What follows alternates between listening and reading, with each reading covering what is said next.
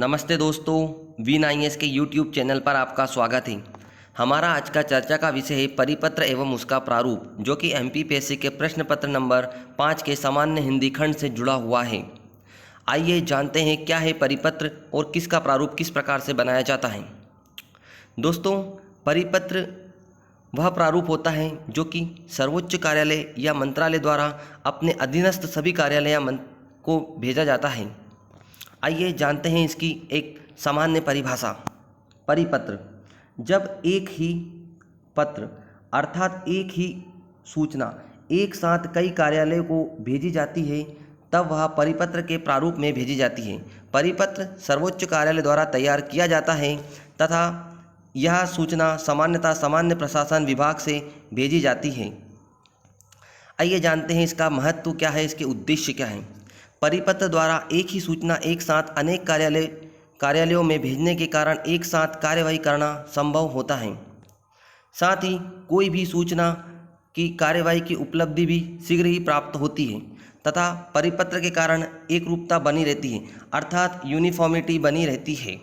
परिपत्र के कारण सभी कार्यालयों के द्वारा सूचना संबंधी बिंदुओं को व्यवस्थित रूप से इकट्ठा किया जाता है। 4 चीज़ें हैं। पहली चीज़, कार्यवाही करना संभव होता है। दूसरी, कार्यवाही की उपलब्धि भी शीघ्र होती है। तीसरा, इसके कारण एकरूपता बनी रहती है। और चौथा, इसके कारण सभी बिंदुओं को व्यवस्थित रूप से इकट्ठा किया जाता है। इसकी विशेषताएं या इसका प्रारूप क्या है। सामान्यतः देखा जाए तो इसका प्रारूप शासकीय पत्र के आधार पर ही होता है, इसकी अपनी कोई विशेषताएं नहीं होती हैं।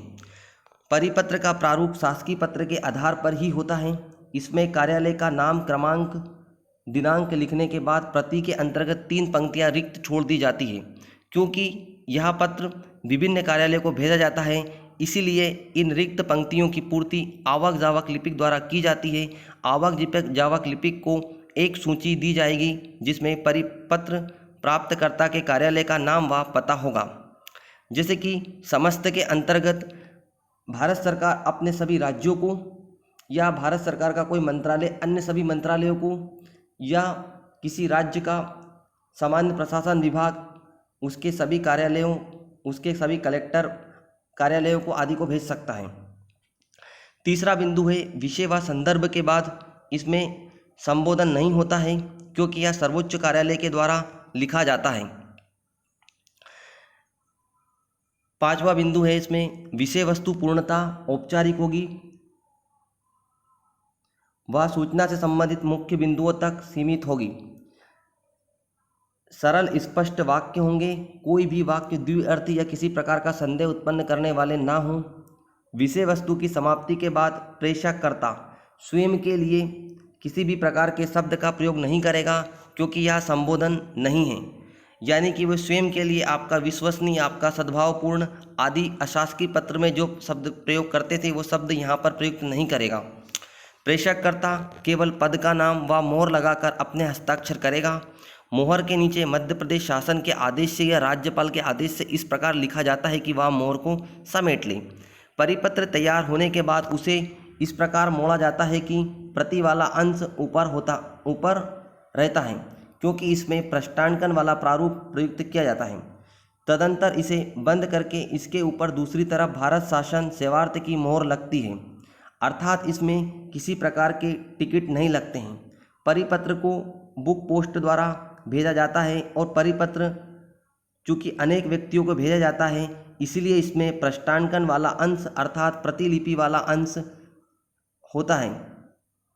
ऐसे कार्यालय जहां आधुनिक सुविधाएं उपलब्ध नहीं हैं वहां परिपत्र स्टेंसिल नामक पृष्ठ पर टंकित किया जाता है और साइक्लो स्टाइल द्वारा इसकी अनेक प्रतिलिपियां तैयार की जाती हैं।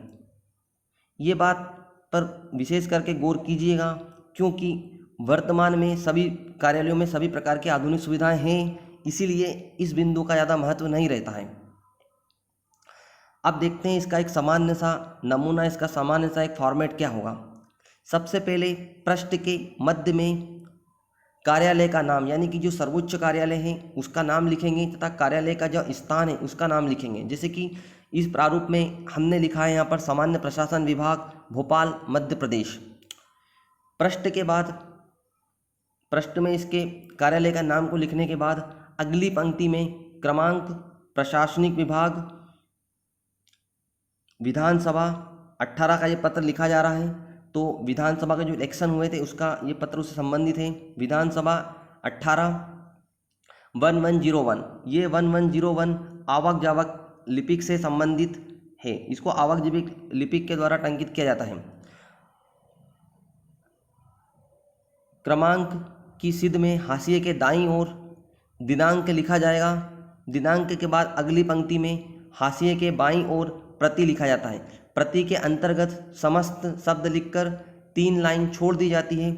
उसके बाद विषय व संदर्भ लिखा जाता है। विषय के अंतर्गत संबंधित पत्र किस उद्देश्य से लिखा जा रहा है उसकी विषय वस्तु का संक्षेप में उल्लेख किया जाता है।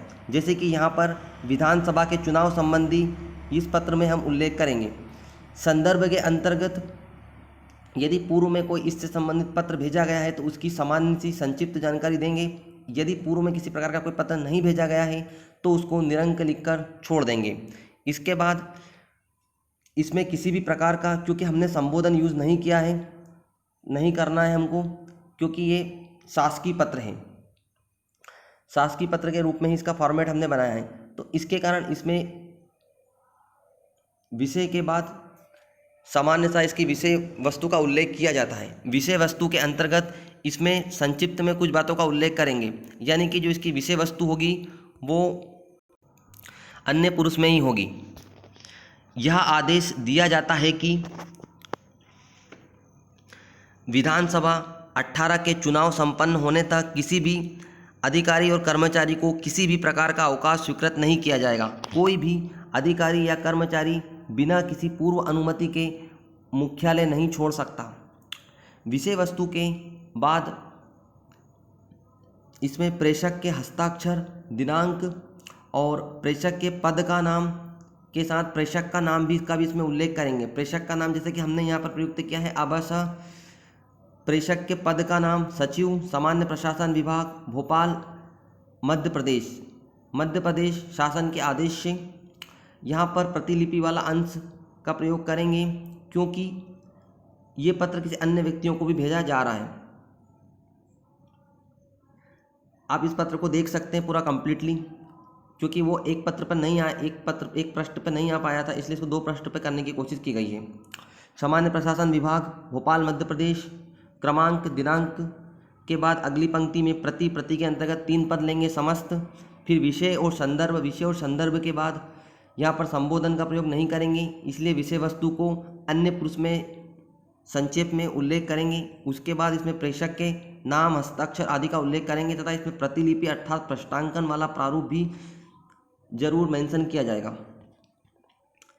आइए अब एक अन्य फॉर्मेट जान लेते हैं कि परिपत्र का एक्चुअल वास्तविक फॉर्मेट क्या होता है। देखिए, अभी कोविड-19 के काल में निजी विद्यालयों के द्वारा अभिभावकों से फीस संदाय के बारे में बहुत ज़्यादा चर्चा में ये विषय रहा है, तो इसलिए इस परिपत्र को यहाँ मेंशन करने की पूरी कोशिश की। मध्य प्रदेश शासन स्कूल शिक्षा विभाग, वल्लभ भवन, भोपाल, दूरभाष 462003, क्रमांक F554/2020-23, यानी कि इसके क्रमांक के साथ इसका उल्लेख करेंगे। उसके बाद हाशिए के दाईं ओर दिनांक का उल्लेख करेंगे। दिनांक जिस दिन ये लिखा गया था 16 मई 2020। प्रति के अंतर्गत समस्त जिला कलेक्टर, समस्त जिला शिक्षा अधिकारी मध्य प्रदेश।